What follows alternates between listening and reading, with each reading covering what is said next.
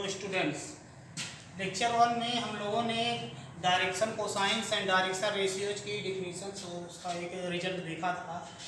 तो उसमें मैंने बताया था direction cosines and direction ratios के बारे में दो इम्पॉर्टेंट पॉइंट बताया था। फर्स्ट पॉइंट क्या था? Direction ratios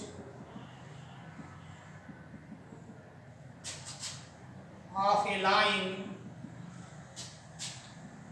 are component of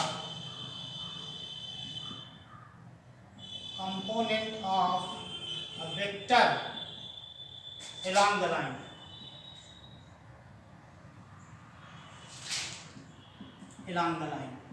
and second point हमने बताया था, दोनों बहुत इंपॉर्टेंट पॉइंट है, बहुत जरूरत पड़ेगी। सेकेंड पॉइंट क्या था कि direction cosines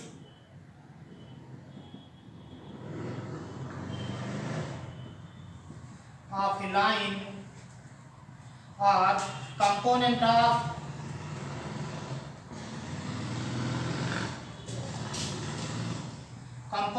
a unit vector along the line.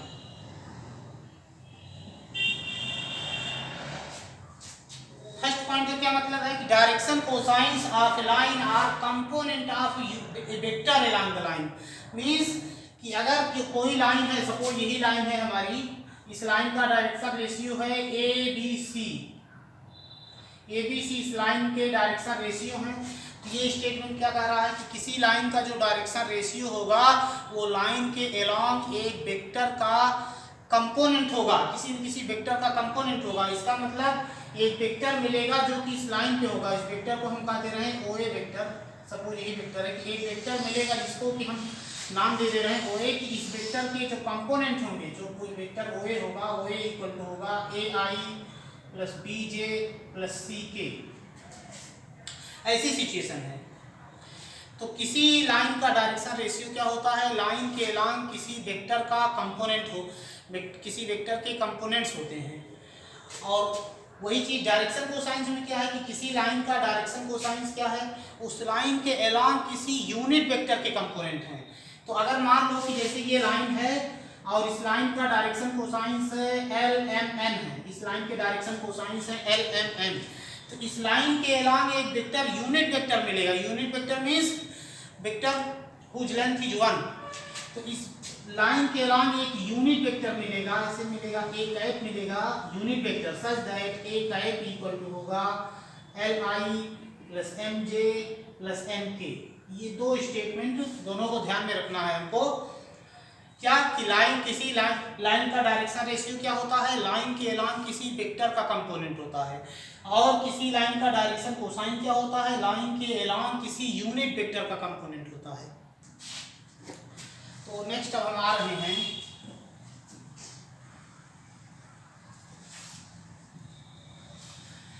Direction ratio of line joining two points. Direction ratios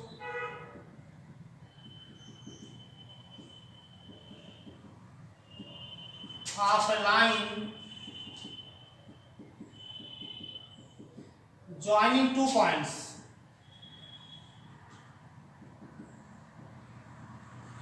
तो हम मान ले रहे हैं कि let point B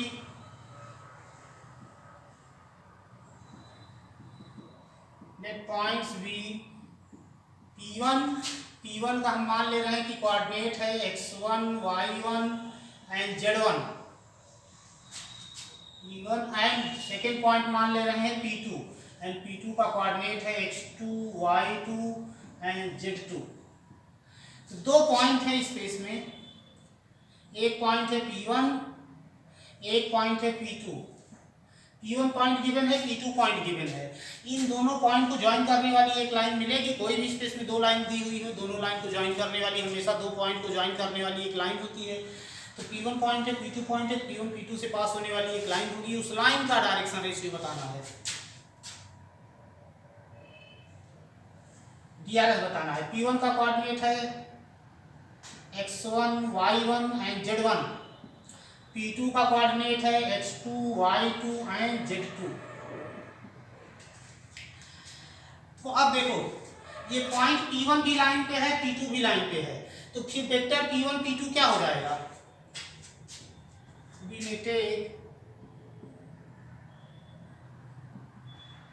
vector P1 P2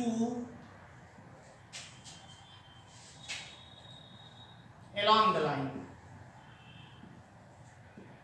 ये जो P1 P2 वेक्टर होगा, ये वेक्टर इस लाइन के अलावा एक वेक्टर होगा। अब P1 P2 वेक्टर आएगा क्या? Vector P1 P2 equal to क्या आएगा? अभी हमने इससे पहले बताया था कि अगर किसी लाइन का डायरेक्शन रेशियो क्या होता है, लाइन के अलावा किसी वेक्टर के कंपोनेंट होते हैं। तो अगर लाइन के अलावा कोई वेक्टर मिल जाए तो उस वेक्टर के जो कंपोनेंट होंगे वही लाइन के डायरेक्शन रेशियो होंगे। तो इसी भी वेक्टर P1 P2 को हम कैलकुलेट कर ले रहे हैं। वेक्टर P1 P2 इस लाइन पर है, तो अब अगर वेक्टर P1 P2 के कंपोनेंट हमको पता चल जाए तो जो वेक्टर P1 P2 के कंपोनेंट होंगे वही इस लाइन के डायरेक्शन रेशियो होंगे। तो अब वेक्टर P1 P2 आएगा कितना? Vector P1 P2 equal to आएगा position vector of P2 minus position vector of point P1, position vector of point P1। अब यहाँ पे देखो पोजीशन वेक्टर ऑफ P2 क्या होगा? Position vector of point P1 ये इक्वल टू हो जाएगा वेक्टर OP1, और O इज ओरिजिन कहीं पर भी होगा।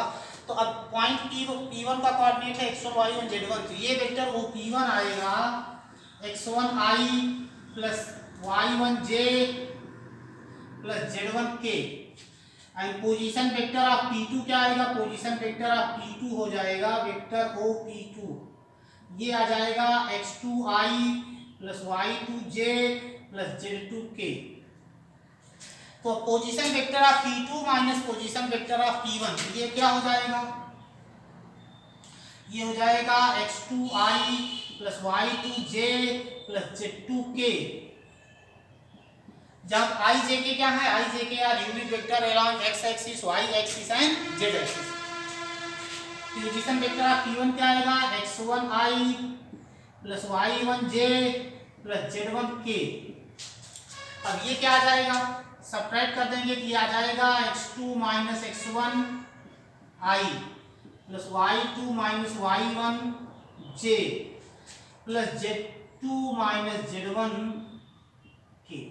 तो अब एक इस लाइन के अलावा इस लाइन की डायरेक्शन में हमको एक वेक्टर मिल गया, vector P1 P2। P1 P2 के कंपोनेंट कहाँ है? x2 minus x1, y2 minus y1, z2 minus z1। तो फिर इस लाइन का डायरेक्शन रेशियो क्या होगा?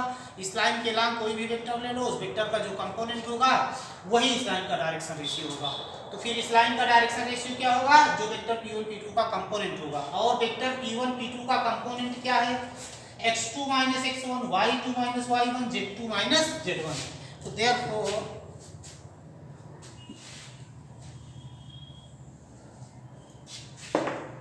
therefore direction ratio of the line are x2 minus x1, y2 minus y1, z2 minus z1, or x1 minus x2, y1 minus y2, z1 minus z2। अगर हम vector P2 P1 vector ले लेते तब component ये आ जाता है x1 minus x2, y2 minus y2, z1 minus z2। तो अगर दो पॉइंट है, एक पॉइंट है P1 x1 y1 z1, दूसरा पॉइंट है P2 x2 y2 z2, तो P1 और P2 से पास होने वाली लाइन या P1 P2 को ज्वाइन करने वाली लाइन का डायरेक्शन रेशियो क्या होगा? x2 माइनस P2 के कोऑर्डिनेट से P1 के कोऑर्डिनेट को सब्ट्रैक्ट कर देंगे। x2 minus x1, y2 minus y1, z2 minus z1, एक कोऑर्डिनेट से दूसरे को सब्ट्रैक्ट कर देंगे। तो क्या आ गया? x2 minus x1, y2 minus y1, z2 minus z1।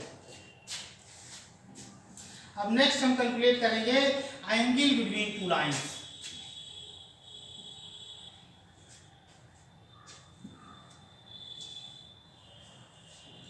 Angle between two lines.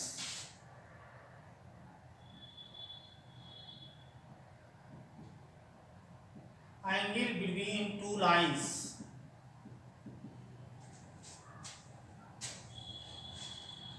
Let हम मान ले रहे हैं let L1 M1 N1 and L2 M2 N2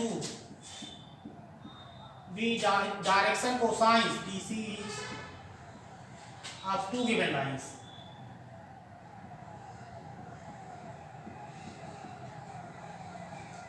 दो लाइंस हैं, ये एक लाइन का डायरेक्शन कोसाइंस है L1 M1 एंड N1, दूसरी लाइन का डायरेक्शन कोसाइंस है L2 M2 एंड N2। तो अभी हमने बताया था इसके पहले कि किसी लाइन का डायरेक्शन कोसाइंस क्या होता है, उस लाइन के एलॉन्ग किसी यूनिट वेक्टर का कंपोनेंट होता है। तो जब इस लाइन का direction cosines L1 M1 N1 है, इसका मतलब इस लाइन के एलॉन्ग कोई एक यूनिट वेक्टर मिलेगा, यूनिट वेक्टर कि उस वेक्टर के कंपोनेंट होंगे। इस यूनिट वेक्टर को नाम दे रहे हैं एक है, और इस लाइन का डायरेक्शन कोसाइंस है L2 M2 एंड N2। इसका मतलब है कि इस लाइन के एलॉन्ग एक यूनिट वेक्टर मिलेगा कि उस यूनिट वेक्टर के कंपोनेंट होंगे L2 M2 एंड N2। उस वेक्टर को हम नाम दे रहे हैं B का। देन B में take unit vectors along these lines,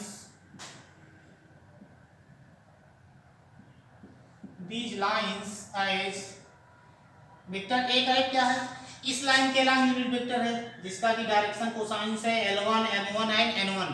तो वेक्टर ए का एक के ये L1 M1 N1 कंपोनेंट हो जाएंगे। तो वेक्टर ए का एक क्या हो जाएगा, L1I plus M1J plus N1K, and vector B का एक क्या हो जाएगा, L2I plus M2J plus N2K।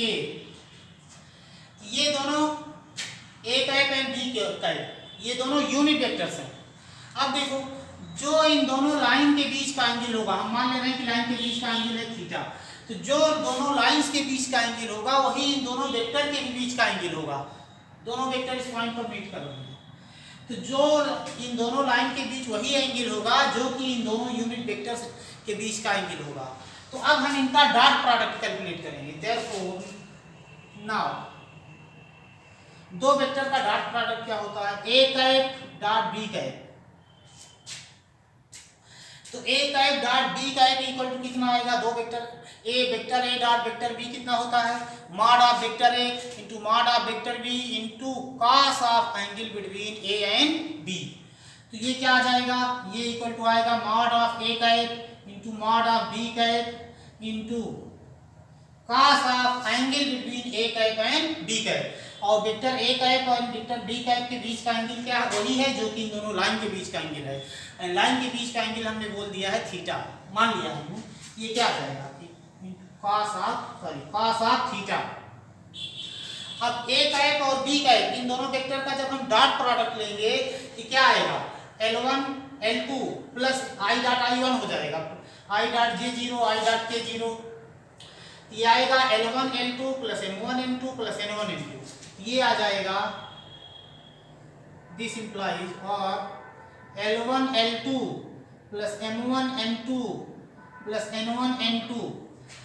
अब ऐसे समझ सकते हैं, एक यूनिट वेक्टर है तो यूनिट वेक्टर का मॉडुलस 1 होगा, या फिर अगर हम एक का मॉड हम कैलकुलेट करेंगे तो एक का मॉडुलस आएगा L1 square plus M1 square plus N1 square. B type का मॉड आएगा L2 square plus M2 square plus N2 square into cos of theta. चूंकि L1 M1 N1 किसी लाइन के डायरेक्शन कोसाइंस है, इनके स्क्वायर का सम 1 हो जाएगा, तो ये हो जाएगा स्क्वायर रूट 1, ये भी हो जाएगा स्क्वायर रूट 1, तो ये सब 1 हो जाएंगे। और ऐसे भी मैंने बोला कि एक यूनिट वेक्टर है तो यूनिट वेक्टर का मॉड 1 होता है, ये हो जाएगा 1 into cos theta, 1 into cos of theta. यहाँ से कॉस थीटा इक्वल टू क्या आ गया, cos theta equal to L1 L2 plus M1 M2 plus N1 N2। cos theta equal to आ गया L1 L2 plus M1 M2 plus N1 N2। अब क्या condition होंगी कि लाइंस हमारी परपेंडिकुलर होंगी, condition of perpendicularity, condition of perpendicular. Perpendicular, sign बना दे रहा हूँ, कंडीशन ऑफ परपेंडिकुलरिटी। तो क्या अगर लाइंस हमारी परपेंडिकुलर होंगी तो फिर क्या होगा, थीटा की वैल्यू क्या हो जाएगी, π/2। If lines are perpendicular, lines are perpendicular, then क्या हो जाएगा, थीटा इक्वल टू π/2। और जब थीटा π/2 हो जाएगा तो cos थीटा क्या हो जाएगा, cos π/2 क्या हो जाएगा, cos π/2 0। यहाँ लेफ्ट हैंड साइड में थीटा के प्लेस पे जब π/2 रखेंगे तो ये 0 हो जाएगा। तो यहाँ से क्या आ जाएगा, L1 L2 plus M1 M2 plus N1 N2 equal to 0। cos π/2 equal to 0। तो क्या आएगा हमारा, L1 L2 plus M1 M2 plus N1 N2 equal to 0। ये है कंडीशन ऑफ परपेंडिकुलरिटी कि अगर दो लाइंस गिवन है, अब हम दो लाइंस गिवन है, एक लाइन था, अब डायरेक्ट इस रिजल्ट पर हमको ध्यान देना है, ये रिजल्ट हमेशा याद होना चाहिए कि एक लाइन का अगर डायरेक्शन कोसाइंस है L1 M1 N1, दूसरी लाइन का डायरेक्शन कोसाइंस है L2 M2 N2, तो दोनों लाइंस कब परपेंडिकुलर होंगी, जब ये कंडीशन सेटिस्फाई हो जाए, L1 L2 plus M1 M2 plus N1 N2 equal to 0।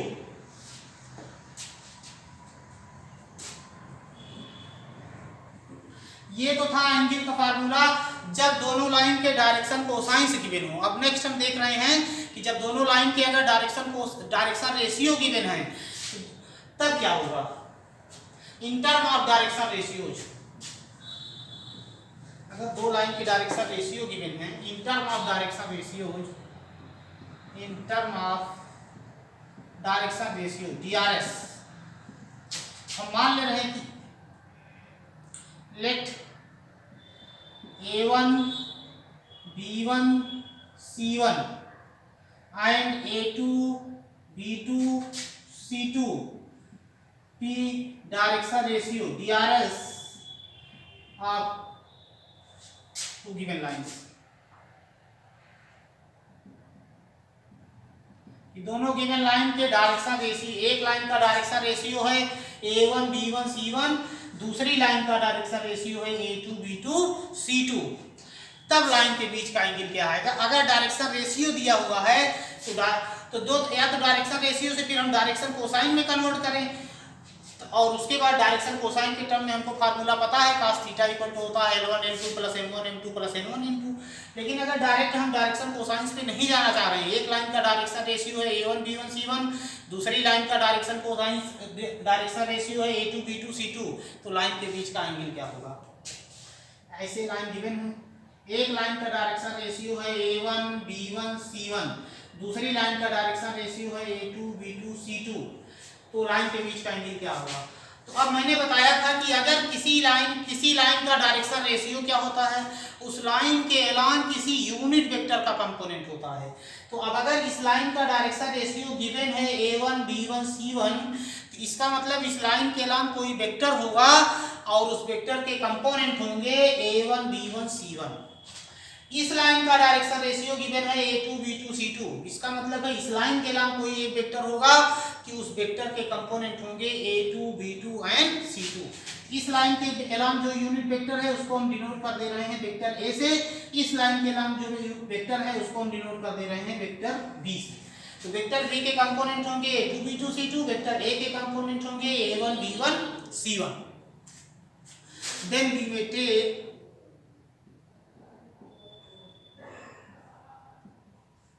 vectors along these lines as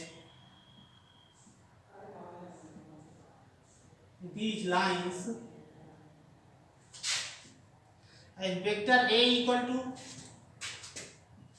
A1I plus B1J plus C1K and vector B equal to A2I plus B2J plus C2K।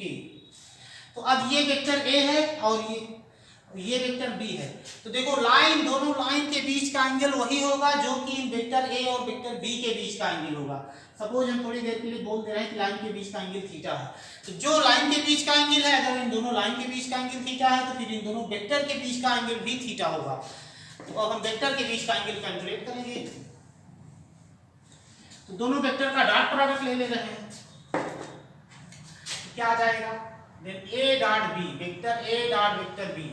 तो दो vector का dot product क्या होता है, इसी को चाहे dot product बोलो चाहे स्केलर प्रोडक्ट बोलो।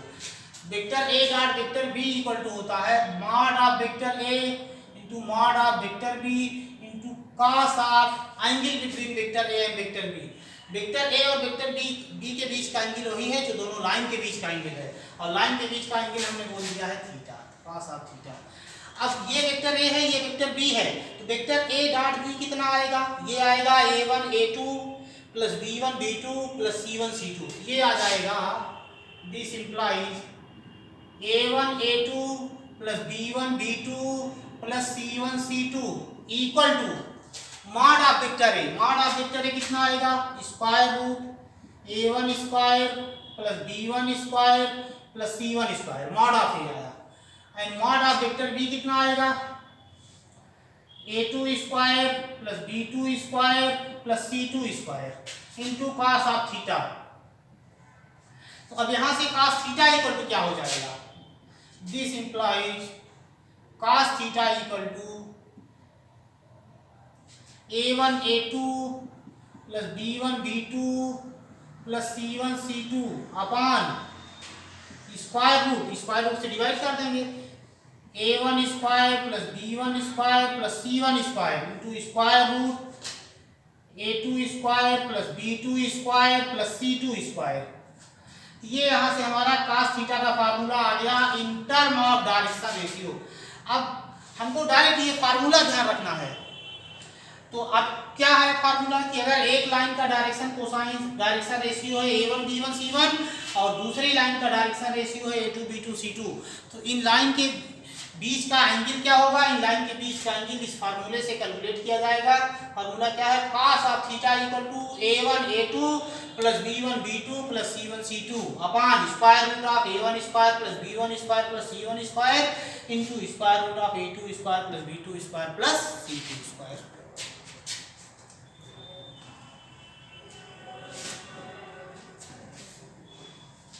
अब अगर लाइन परपेंडिकुलर होगी तो क्या होगा, if lines are perpendicular, if lines are perpendicular, lines are perpendicular, ये परपेंडिकुलर का साइन है। तो अगर लाइन परपेंडिकुलर होंगी तो क्या होगा, उनके बीच का एंगल थीटा क्या हो जाएगा, थीटा हो जाएगा π/2, और जैसे ही यहाँ हम π/2 रखेंगे cos π/2 क्या हो जाएगा 0। जब ये लेफ्ट हैंड साइड 0 हो जाएगा तो क्रॉस मल्टीप्लाई कर देंगे, तो यहाँ से क्या आ जाएगा a1 a2 plus b1 b2 plus c1 c2 equal to 0। तो यहाँ से आ जाएगा if lines are perpendicular that is theta equal to π/2, then क्या हो जाएगा a1 a2 plus b1 b2 plus c1 c2 equal to 0। तो अब हमको डायरेक्ट केवल यही कंडीशन चेक कर लें, अगर ये कंडीशन सेटिस्फाई हो रही है तो हमारी जो गिवन लाइंस हैं वो लाइंस आपस में परपेंडिकुलर होगी, मतलब उनके बीच का एंगल 90 डिग्री होगा।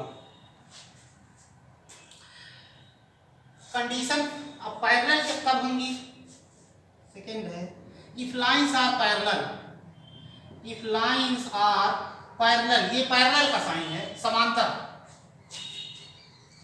तो अब अगर दोनों लाइन हमारी पैरेलल हैं, तो अगर लाइन पैरेलल हैं तो जो लाइन के एलॉन्ग हमने दोनों वेक्टर्स लिए हैं, एक लाइन के एलॉन्ग वेक्टर ए आया है, दूसरी लाइन के एलॉन्ग वेक्टर बी आया है, तो अगर लाइंस पैरेलल हैं समांतर हैं तो फिर लाइन के एलॉन्ग जो दोनों वेक्टर्स हैं ये दोनों वेक्टर्स भी पैरेलल होंगे समान। If lines are parallel,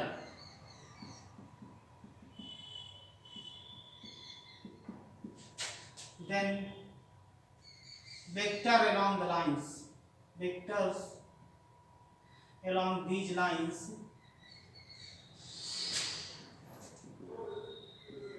are parallel। अब अगर कोई दो वेक्टर हैं और दोनों वेक्टर आपस में पैरेलल है, मतलब दोनों की डायरेक्शन सेम है, तो क्या होगा, एक नॉन जीरो कांस्टेंट लैम्डा मिलेगा। So there exists a non-zero, a lambda not equal to 0, एक नॉन जीरो स्केलर में लैम्डा मिलेगा सच दैट क्या आएगा, B equal to lambda A, vector B equal to lambda A, एक vector equal to होगा lambda times second vector, कि अगर दो वेक्टर हैं, दोनों वेक्टर की डायरेक्शन सेम है तो फिर एक नॉन जीरो कांस्टेंट, जीरो नहीं, lambda not equal to zero, lambda is real scalar, lambda not equal to zero, तो एक नॉन जीरो लेमडा मिलेगा कि वेक्टर बी इक्वल टू होगा लेमडा टाइम्स वेक्टर ए। अब इसको थोड़ा और एक्सप्लोर करते हैं, तो वेक्टर बी क्या है, वेक्टर बी हमने लिया था बी a2i, तो यहाँ से ये हो जाएगा a2i plus b2j plus c2k equal to lambda, vector A क्या था a1i plus a2j sorry plus b1j plus c1k, ये आ गया। तो अब अगर दो वेक्टर्स इक्वल हैं, इसमें लेमडा से हम मल्टीप्लाई कर देंगे, तो लेमडा से जब स्केलर मल्टीप्लाई हो जाएगा तो ये हो जाएगा lambda a1i plus lambda b1j plus lambda c1k, ये हो जाएगा। अब अगर दो वेक्टर्स इक्वल हैं तो फिर उनके करस्पॉन्डिंग कंपोनेंट इक्वल होंगे, तभी वेक्टर्स इक्वल होंगे, मतलब i के कोफिशिएंट दोनों साइड में सेम हो, j के कोफिशिएंट सेम हो, c के कोफिशिएंट सेम हो, तभी दोनों वेक्टर्स इक्वल होंगे। तो ये दोनों वेक्टर लेफ्ट हैंड साइड है, राइट हैंड साइड वाले वेक्टर सेम हैं, तो जब वेक्टर्स अगर सेम हैं तो करस्पॉन्डिंग कंपोनेंट इक्वल होंगे।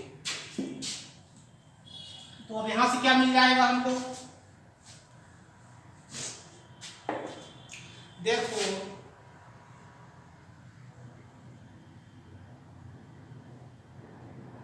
क्या आ जाएगा, यहां से a2 इक्वल टू हो जाएगा a2 equal to lambda a1, b2 equal to हो जाएगा lambda b1, b2 equal to हो जाएगा lambda b1 and c2 equal to हो जाएगा लेमडा c1। तो अब यहां से देखो, यहां से a1 अपान a2 क्या आ जाएगा, यहां से a1 upon a2 equal to हो जाएगा 1 अपान लेमडा, यहां से a2 को यहां ले जाएंगे, लेमडा को हम इधर लेफ्ट हैंड साइड में ले आएंगे, तो यहाँ से a1 अपान a2 आ जाएगा 1 अपान लेमडा। इस वाले इक्वेशन से क्या हो जाएगा, b1 upon b2 equal to हो जाएगा 1 अपान लेमडा, और यहाँ से क्या हो जाएगा c1 upon c2 equal to हो जाएगा 1 अपान लेमडा। तो देखो यहाँ पे ये तीनों a1 अपान a2 भी 1 अपान लेमडा के बराबर है, b1 अपान b2 भी 1 अपान लेमडा के बराबर है, c1 अपान c2 भी 1 अपान लेमडा के बराबर है। तो जब ये सब 1 अपान लेमडा के इक्वल है, इसका मतलब ये तीनों क्वांटिटीज आपस में सेम है, this implies a1 upon a2 equal to b1 upon b2 equal to c1 upon c2। तो अगर दो लाइंस गिवन है, एक लाइन का डायरेक्शन रेशियो है a1 b1 c1 और दूसरी लाइन का डायरेक्शन रेशियो है a2 b2 c2, तो लाइंस पैरेलल होंगी अगर ये कंडीशन सेटिस्फाई हो जाए, a1 upon a2 equal to b1 upon b2 equal to c1 upon c2, अगर ये कंडीशन सेटिस्फाई हो जाए तब दोनों लाइंस पैरेलल होंगी। अब ये कंडीशन हमको ध्यान में रखना है, और कहीं भी अगर दो लाइंस दी हुई हैं, लाइन के डायरेक्शन रेशियो दी हुई हैं, तो डायरेक्टली इस कंडीशन से हम चेक कर सकते हैं कि लाइन पैरेलल है या नहीं है, समांतर है या नहीं है।